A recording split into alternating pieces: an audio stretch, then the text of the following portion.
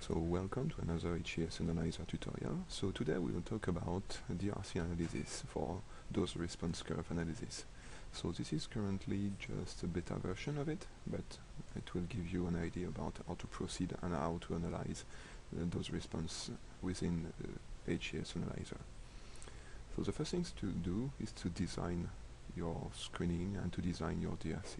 So for that you go to beta, DRC and dose response designer. You have a window that is appearing at this stage, and now it means that every selection that you will be performed in this area will be directly translated here. It will not be a class selection, a regular class selection, but it will be DRC design.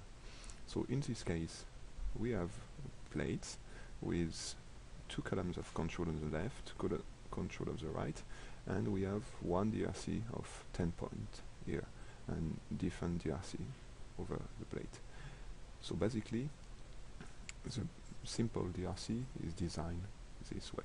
So you just drag and drop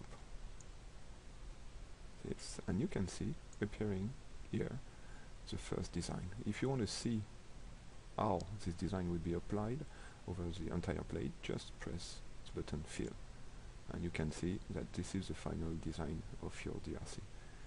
Then after you can also work with two different modes, line or column. So in this case we are working on line, and after you can go into concentration to define the concentration. There's two different ways to define the concentration that are associated to each well. The first one is to use the concentrations that have been loaded directly within the screen, but if you don't have them you can also define them manually by clicking on it, where you give the starting value, concentration and the dilution factor. By changing this you can see that it will give you different value. When you are done with that you press the button apply and there's a warning window telling you that the concentration associated to each well will be changed because you manually define them. Press yes. And now the idea will be to take a look at this. So there's many different ways to take a look at the DRC, but here we will make a 3D visualization and you can see